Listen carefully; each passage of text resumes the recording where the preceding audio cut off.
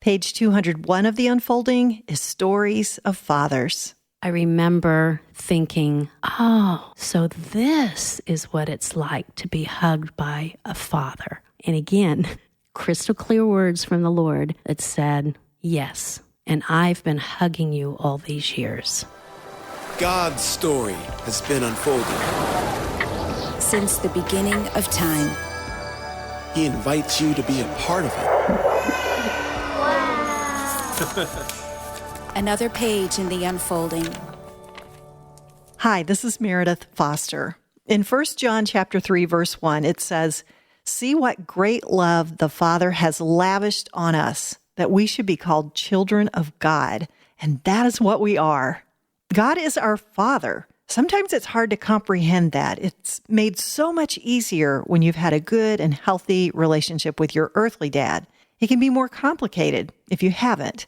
This week on The Unfolding, we're sharing 3 stories of fathers from Mark Schulz, Gina Copeland, and Jeremy Rosado. These are stories of how God often works healing in and through fathers, whether they're biological, adoptive, or those who simply choose to step into the role of dad.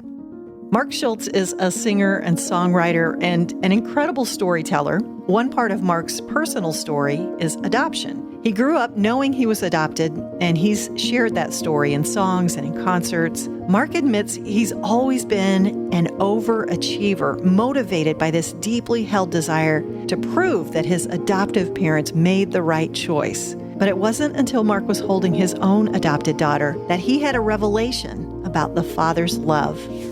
We had a couple of kids, and even before kids, my wife's like, I think we need to adopt. My wife makes such good decisions that I just hand the decisions over to her. This feels like it's out of my comfort zone. She's like, we need to do this. So we put our name in, and I was like, honey, I don't know. And then one day I was writing songs, and I heard my wife scream, "Ah!" from her office. And I ran in, and I was like, what is going on? She just looked at the screen. She pointed to it, and it was this beautiful little 5-month-old Chinese baby. And she just looked at me, and, I just went, okay, let's do it. And we went over there, and she was just giddy. And I was like, but what if we're not real fond of her? What if, I don't know, there's all these things going through my mind. We went to see her, and it was like, oh, I'm staring at this little Chinese person, and they don't feel a part of me. They don't feel a part of, I know some people will just go, man, I just saw them and they were just part of the family. For me, that wasn't the case. And my wife, of course, felt really connected, and so we got her. But here's what happened. They said, you got 1 month. In 1 month, the baby will bond with you. But here in these first few weeks, the baby's going to have a hard time bonding with you. Number one, Dad, because you're not Chinese. She's not seeing a lot of males. The mom, she'll bond with you a little faster, but it's going to be a couple, 3 weeks. So we take her to the hotel, Maya May Schultz, and we give her a little bath in the sink. And I'm holding her, and I start singing, Maya May Schultz. And she starts dancing around, and then she starts singing and laughing and all that kind of stuff. How old is she? How old was she when you got her? Now she's 8 months. Oh, my goodness. She's 8 months, and she's Maya May Schultz.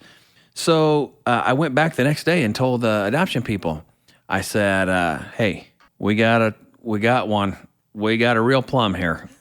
It took her about 4 hours, and she was laughing and at my singing and smiling. I got the video on my phone still. And they sat me down. They said, okay, so this is not your daughter bonding with you. Ah.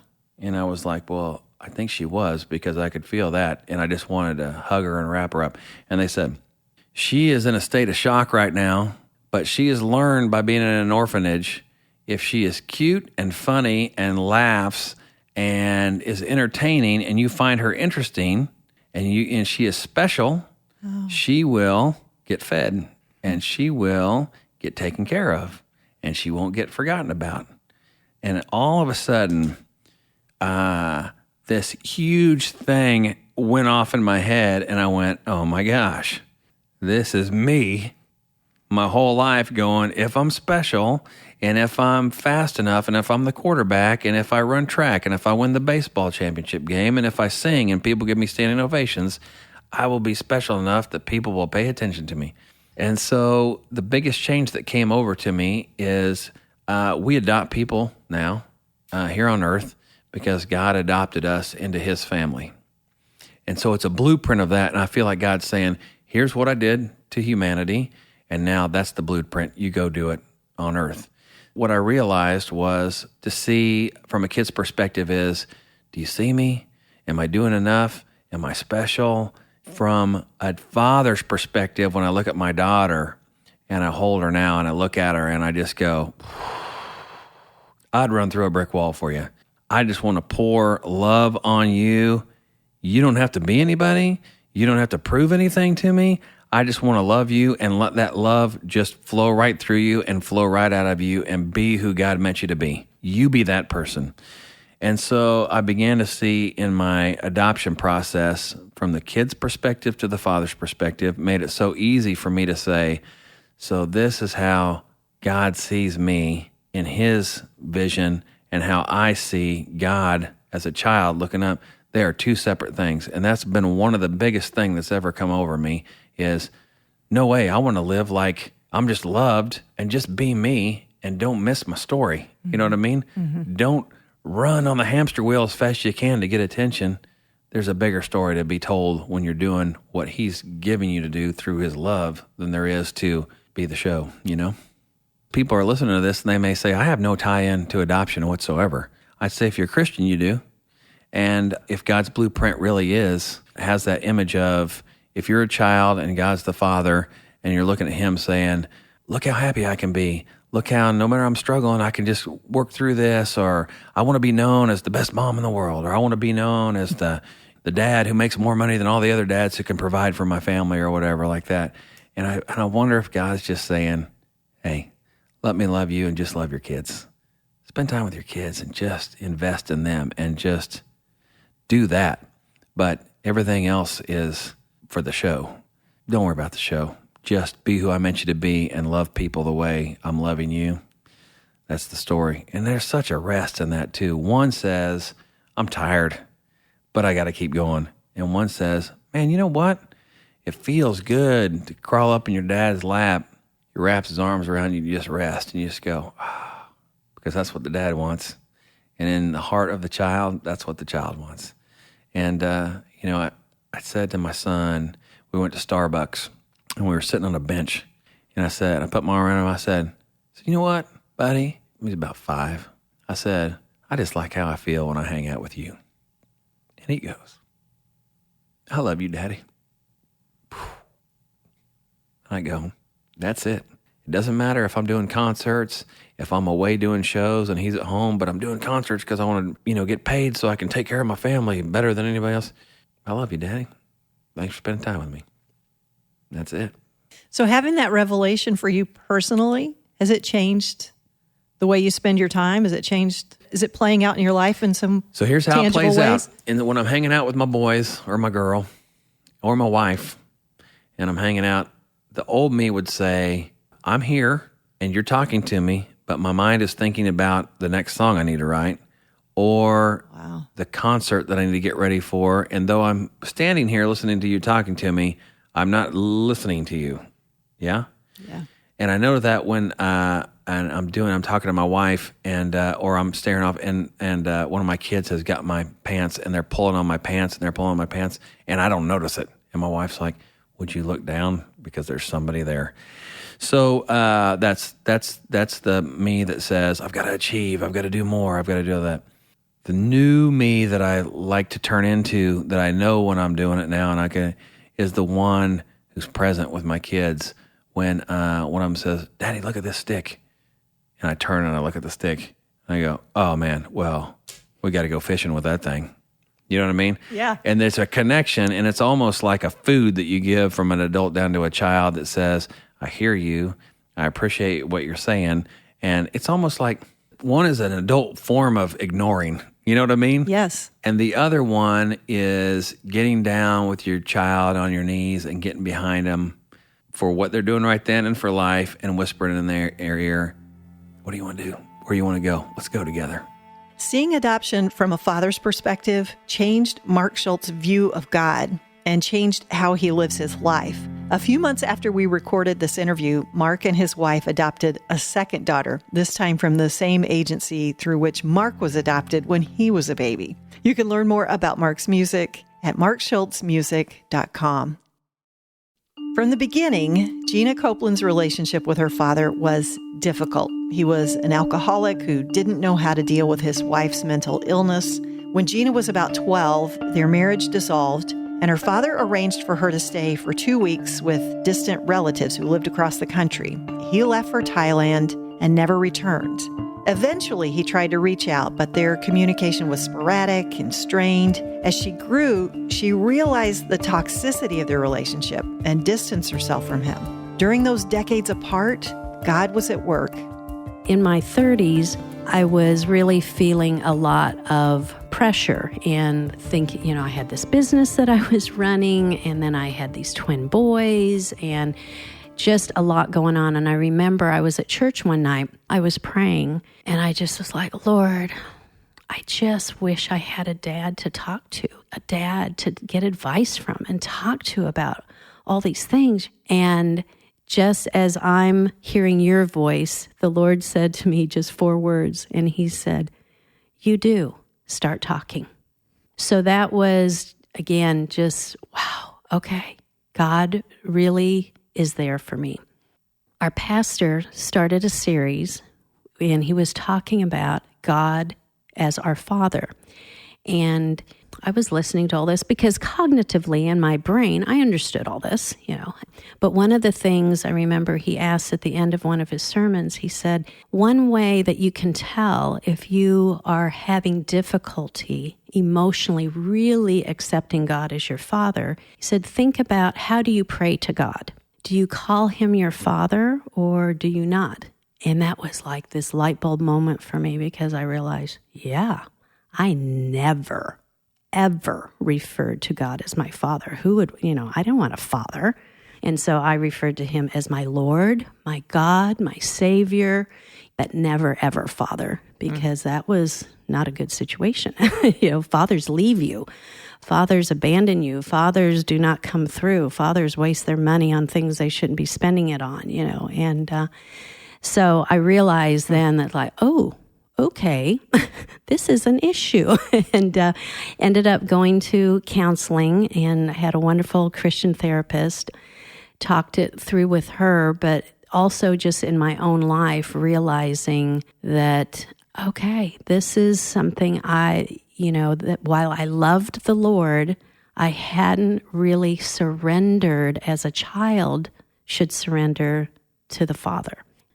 My husband and I had an opportunity to go to the Philippines with an organization called Compassion International. Of course, we look at the map and think, wow, okay, Thailand and the Philippines isn't too far apart. Maybe we should look into that. Were you in contact with your dad at all at that point?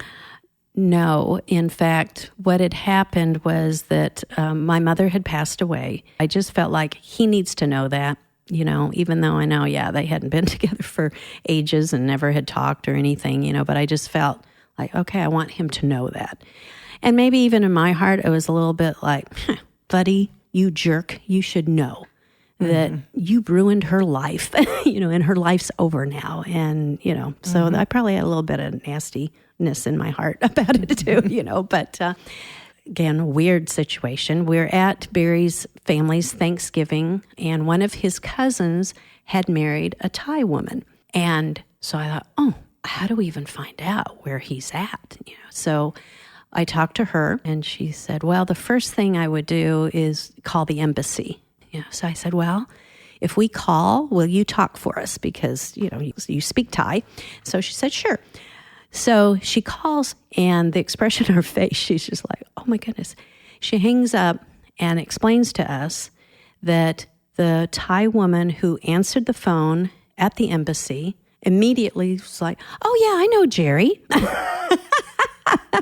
So what are the odds? Yeah, exactly. Crazy. Same kind of thing. She said, oh yeah, Jerry comes in once a month. He comes to the embassy to pick up his mail. He doesn't live right here in Bangkok. And so I will give him your phone number. Shocking. Yeah. So I get a phone call from him. I had not heard this voice for 36 years. And we ended up talking for 2 hours. And he shared a lot of things during that phone call. And he even said at the time, he said, I'm going to tell you these things now, and then I'm never going to talk about them again. But shared some of the things that he had done in the war and issues that he had then. Never really apologized at all for anything. It was just, more of a, hey, I did what I had to do, and you were really better off anyway. And maybe he's right. I didn't really feel like that at the time. Sure. But, so we talked. Well, then, so I wrote him, and I said, we are going to be over in Asia, and we are willing to come to Bangkok to see you, and here's the dates, the window of opportunity. And I just said, what we'll do is when we arrive at the airport, if you're there, then we'll know that we will see you. If you're not there, then we'll assume that it wasn't a good time for you, and we'll just be tourists in Bangkok for 3 days. So we had prepared mentally really for that. We get to the airport, and nobody's there. So again, there's that disappointment of, okay, great, all right, abandonment again kind of feeling. But I really, I'd learned to manage my expectations over the years. So we get to the hotel, and they basically didn't speak any English at this hotel that we were at. But the gal at the front desk, she did say a few words. She said, tomorrow, your friend, here, morning. Just like, okay, well, being as I have no friends in Bangkok, I imagine it must be him. So the next morning, we get a phone call, and I asked Barry, I remember, to stay in the room because I knew it was going to be awkward enough for me just dealing with seeing my dad, and I didn't want to really, I felt somewhat responsible with how Barry would react to the situation as well, and his feelings. And I can't do all that. All I can do is me and him right now, So I said, you stay here and let me just go down by myself. So I get into the elevator and riding down, my heart's just pumping, and I'm just thinking, okay, and I'm just praying, okay, Lord, just help me, help this to go okay. I have no idea. And I had decided in my mind that when I saw him, because I figured, hey, he has been there for decades. He is basically Thai now. He's not American really anymore. So I had decided that I would greet him in the Thai greeting, which is, you clasp your hands together almost like in a prayer position, and then you nod your head, you lower your head to greet someone. So I had decided, okay, that's how I'm going. That will be the best way for me to greet him. So the doors open, I walk out, and I see these two Thai people sitting there, but I see no one that looks like my father. Then I see him come down the hall, and I would not have recognized him at all except for how much he looked like his mother, like my grandmother.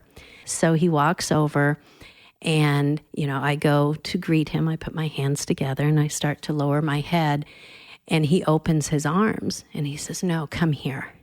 So I went in, and we hugged, and I remember thinking, oh, so this is what it's like to be hugged by a father. And again, crystal clear words from the Lord that said, yes, and I've been hugging you all these years. And so it was like a puzzle piece had been put in. And it wasn't because I'm not necessarily proud of this, but I love my father because he's my father, but he's not one of my favorite people. He just, he has done so many things in his life. He was not good to his other wives. He was not good to a half-sister that I ended up meeting that same day, much younger than I am. He was a horrible father to her as well. This is a guy who has just really, there's just been dead bodies, behind him wherever he has gone.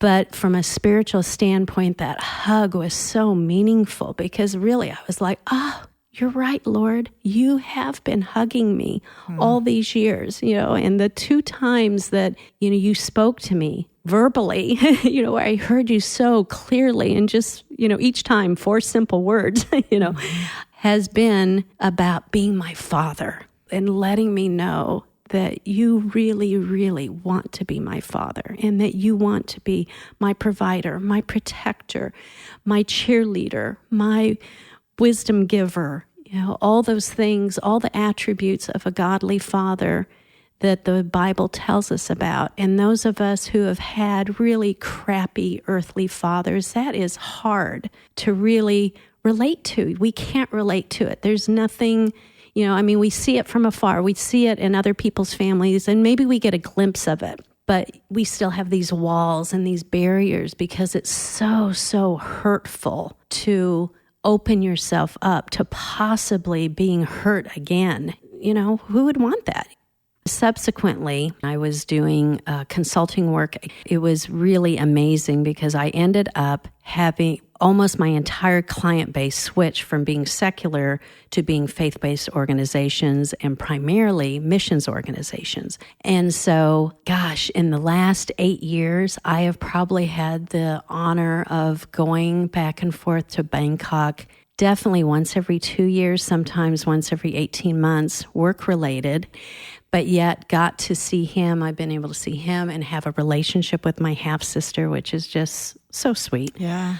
So through the years, as I have visited my dad, I've really tried to talk to him as well about the God, the Father that loves him, because he's carried baggage all these years and he's never been receptive. One trip, I remember I took him The Purpose-Driven Life by Rick Warren. Another trip, I took him a Bible. Another trip, I wrote out great scriptures and a prayer of repentance. And I remember I reprinted it, typed it all out and reprinted it so it was like in 34-point type so that he couldn't say, I can't read that, And I took that, and every time, bam, bam, bam, no, I don't, that's fine for you, that's a bunch of hogwash, that kind of stuff. So last October, I ended up going again, and I went to visit him, and I almost didn't go because I really felt like the time I saw him 2 years ago, I've said everything I could say. I left you the scriptures. I left you the prayer. You were not receptive. And I didn't feel compelled that, I feel like I've done everything I can, God, and you know that, and you're good. But I was talking to a missionary there, and he said, I don't know, Gina, I really encourage you that maybe you should go, even if it is just to do a blessing over him as a daughter. And the minute he said that, I just felt in my heart, I think he's probably right. So I talked to my half-sister, and she said, I'll take you. And so we go. I ended up talking with him, and because he is now bedridden. He's in his 80s, and he's not doing well at all. And he said, when will you come back? I probably had only been there 10 minutes. And he said, when will you come visit me again? And I said, I don't know that I will ever be able to come back while you're still on this earth. I said, but if you gave your heart to Jesus, then I would see you again in heaven for sure. And he said, I don't believe in any of that. I said, well, could I say a blessing over you? Well, yeah, that would be okay. You could do that. So I read a blessing and prayed a blessing over him. And he seemed to be responsive to that. And at the end, he said, amen. And then I said, hey, do you remember the Lord's Prayer? Do you remember that prayer? Yeah. So then we recited the Lord's Prayer together. Then I said, what about the 23rd Psalm? Do you remember that? So then we did the 23rd Psalm together. And then I asked the question again. I said, now, if you pass away, what do you think will happen? And he said, well, my best hope is purgatory. That's my best hope. He said, I've done a lot of bad things. And I said, well, I wanted you to know that if you accepted Jesus and asked him to forgive you, that you could be in heaven eternally, and you could be assured of that. Could we pray that way? And he said, well, yeah, I guess we could. I said, okay, I'm going to pray a few words and then you repeat after me. And so I started to pray, and he has a little bit of dementia. So, you kind of go into these things like, okay, is he really tracking with me or is he not? But yet he recited the prayer, the scriptures well. So maybe, but I knew he was tracking with me because twice he interrupted me. He said, wait, say that again. You talk too fast. Say it again. So I would repeat it and he would say it. So I know he was with me on it. And as soon as I said amen, he said, no more purgatory, straight to heaven.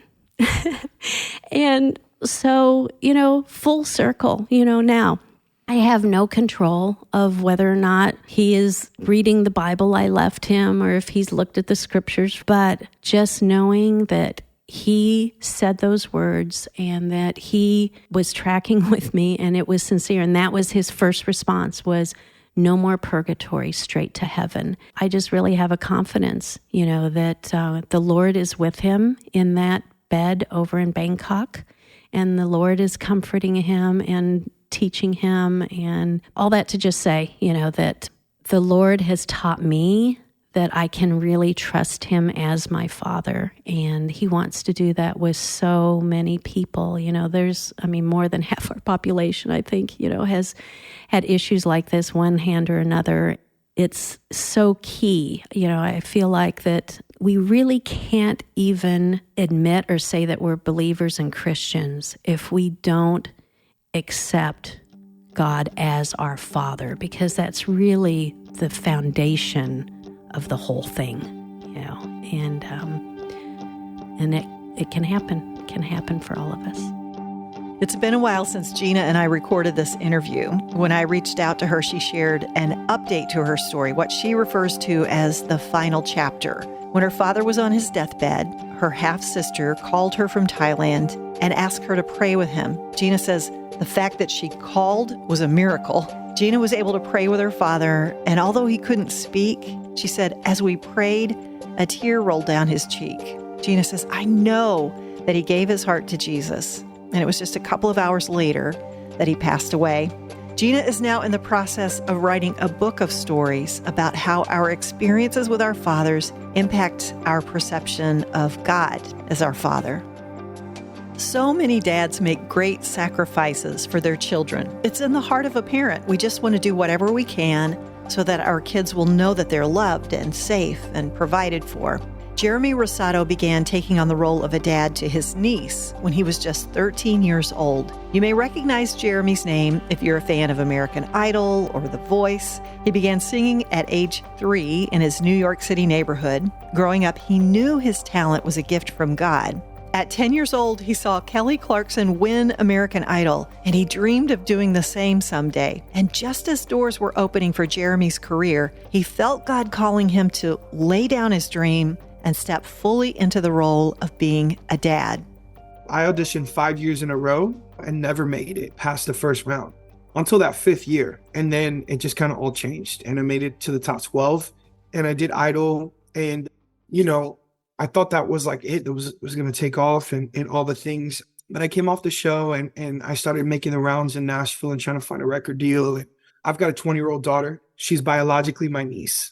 I've had the great pleasure and honor and the greatest gift of my life above all of this to become her dad legally. And I've been her dad for a long time now. Just a little bit after American Idol, I became her dad. So it's been almost about a decade. My sister has had a drug addiction her entire adult life, and it never let her be the mom she needed to be. And so that gave me the opportunity to step up and become a dad to my niece. So Jossie is my baby girl, who I'm so proud of, who is 20 and in college and on the road with me and at shows and selling merchandise and at the table. And it's amazing, but it's not been easy getting here. And I share that to say, when my sister actually lost custody of Jocelyn was 2 years old.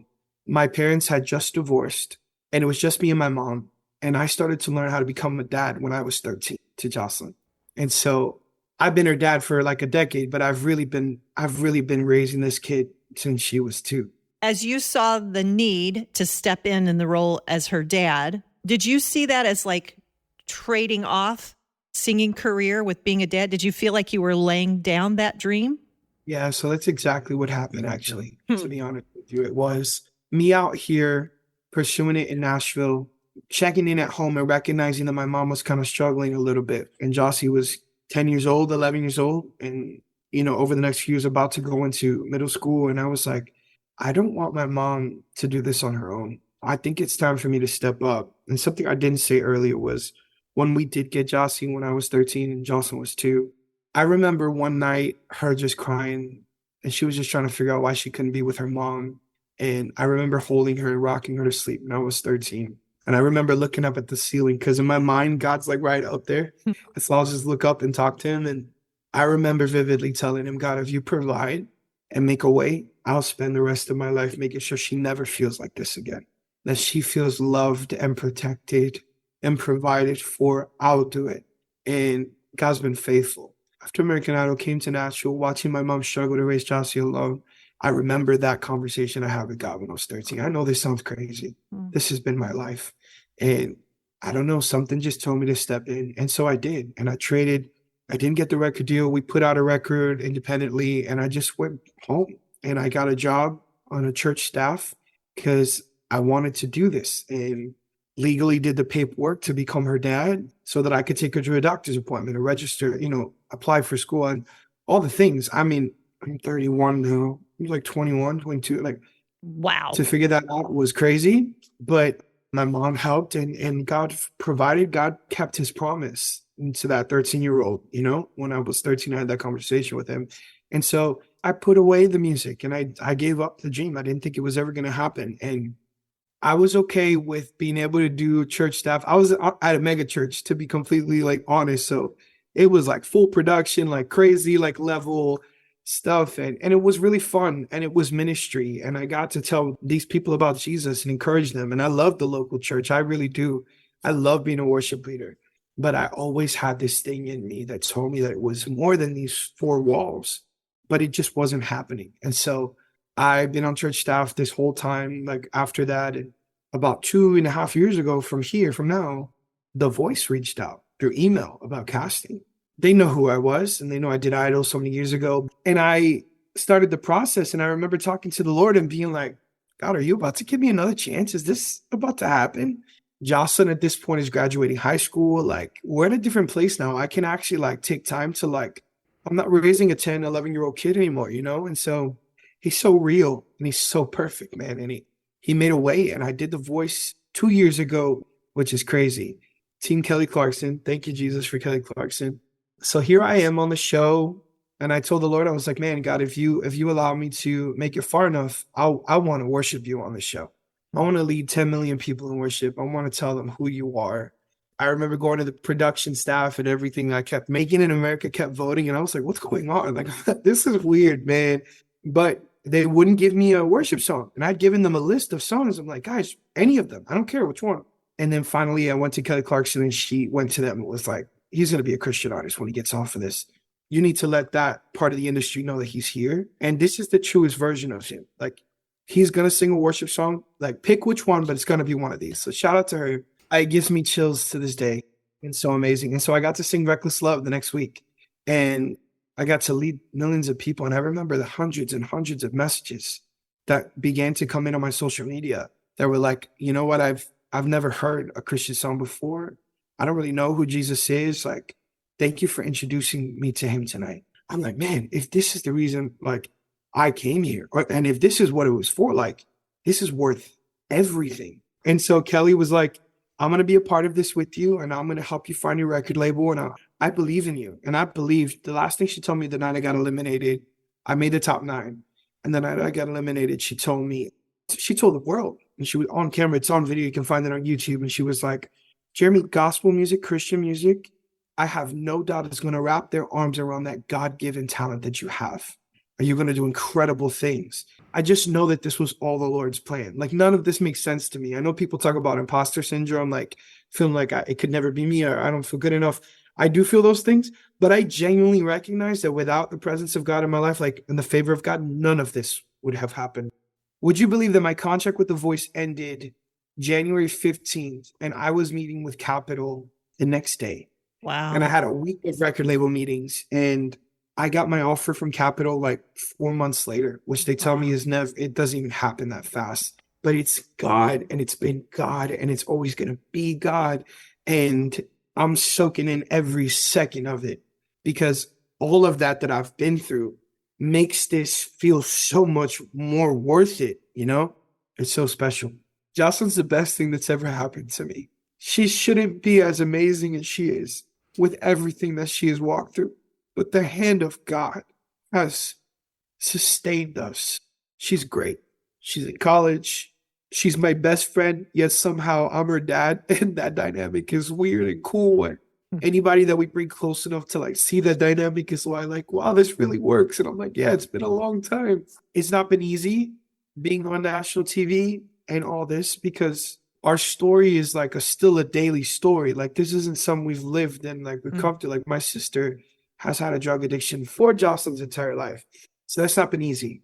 But again, God has been perfect and he sustained us and he's making dreams come true and he's bringing provision that we've not seen before. And he's just doing all the things more. He's doing exceedingly abundantly more than I could ask or imagine could be true. I'm living that right now. I'm going to kind of touch on my sister really quick if I can. My sister is still one of my favorite people in the entire world. The disease, the addiction that she's had doesn't stop me from loving the human that she is. And you talk about my supporters, you talk about somebody who's believed in me since I was a little boy. It's that girl. She has always. I have a song called Come and See. The song's about my sister, Amy. I signed my record deal. We had our like celebration of like my mom was here, my daughter was here. But that was in the morning and I had a co-write that afternoon. I've been writing for my album before I got signed for 3 months. It was just another day on the schedule. And so we're writing for the album. People ask me all the time, what are you going to call it? I think I'm going to call it The Songs I Wrote for My Sister, because it's really inspired by her life and this journey. And I left the celebration and one of the songs that we wrote right after was Come and See. And we wrote it because as soon as I left here, my sister called me. You talk about high highs and low lows at the same time and the reality of life. She had just checked herself out of a rehab again. We'd been through the ups and downs. And she was calling me. She was frantic on the phone. She was crying. And she kept telling me, Jeremy, I just need you to give me a reason why I should do this. I'm about to go into another rehab. I'm standing outside the building. She called me from somebody else's phone. It's just a whole thing. Honestly, it's like a terrible movie. She called me and she just keeps telling me, is Jocelyn even going to love me? Is she ever going to give me a chance again? Like, why am I doing this? She's like, I need you to tell me a reason. And I don't know if you've ever had to deal with an addict, anybody watching or listening, but like, that mindset is different and they kind of just throw things at the wall and it's very quick. And I just kept trying to calm her down and telling her, Amy, the fact that you're even talking to me after you have overdosed 3-4 times in my lifetime and you're breathing, there has to be purpose on your life. Something is still yet to be accomplished. It's not over yet. And I remember walking right into a co-write. I was like, I got to go. I'm going into the studio. And co-writers being like, what do you want to write about? Well, I had already written so many songs for my sister, Amy, about the journey, but I had not written her a song yet in faith for the future version of her, for the day she would finally be free. A song that she could declare and tell the world about. Come and see what God has done. Come and see what I've become. If you need proof that he's God and he can do anything, I don't even need to convince you. Just come hear my story, see my life, and you'll know that he's real and that he's able. And I remember writing this song, remembering the phone call I just had. Part of me believed that God is going to finally happen. The other part of me is struggling to believe in my flesh that we'd ever get there. We wrote this song 12, 13 months ago. What I didn't know was that God was turning it around. I couldn't see the big picture yet. My sister has been free and clean and sober and on fire for Jesus for 10 months now.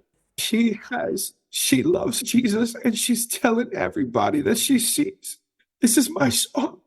Come and see what God's done. The song that I wrote in faith, believing that one day could happen.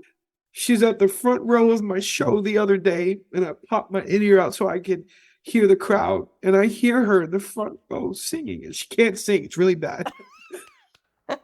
But she's singing her song, Come and See What God's Done. If you need proof that he can do anything. And it's Amy's song. It is. But it's anybody's song, any listener's song that has ever walked through anything impossible that God made possible. Anybody who's experienced healing, restoration, deliverance, freedom, big or small, this is your song to say, come and see what God's done. This is where we stand on the rooftop and we shout, he's God and he's real. And if you need proof, I don't even have to convince you. Just come see my life. Come hear my story and you'll know that he's God. And so it's so special, everything that's happening, but how perfect God is, that he would give me a dream. He would restore all of it. He would let my daughter be okay, and that he would heal my sister. and that he would finally free her, and that I would be able to stand and give her a kiss and give her a hug and tell her how proud I am and thank her for not giving up. Yeah. So, yeah, this song, this season, everything that God is doing, it's really special. Jeremy shared a really beautiful update on his sister Amy in his full interview. You can hear that in page 177 of The Unfolding. And just a few days ago on Instagram, he shared the story of Jocelyn and how he became her dad. And he shared a new song that he wrote for Jocelyn. It's all about how there will never be a moment when she'll be alone, because he'll always be there for her as her dad. He was talking about releasing that song in time for Father's Day, so head over to Jeremy's Instagram to check that out. Thanks so much to Jeremy for sharing his story, and to Gina Copeland. You can hear her full story in page 34 of The Unfolding, and to Mark Schulz. You can hear his story in page 7. I wanted to share an update on a story with you. Several months ago, we shared about Michael and Shannery Musinich, medical missionaries at Kajabe Hospital in Kenya. And there was this desperate need for a portable X-ray machine. So we did something kind of crazy. We asked if you would be willing to help buy one. And you did. 112 donors from around the world donated funds after hearing that episode. And after an ocean journey around the world, the machine is finally in Kajabe. And that's pretty incredible. If you prayed for the project, if you donated funds, thank you, thank you, thank you. If you just want to know more, go to friendsofkajabe.org. Would you like to help this kind of inspiring storytelling grow? When you support the Wow God Podcast Network, you allow us to create podcasts where every story gives listeners a chance to say, wow, God. You can make a monthly gift of $40 or a gift of any size at wowgod.com. Thanks to the Unfolding team, Lindsay Caparoon, Michael Shermack, our producer and network director, Jason Rackow. The Unfolding is a Wow God production, a ministry of the University of Northwestern St. Paul. Discover more at wowgod.com. We'll be back next week with another page of The Unfolding.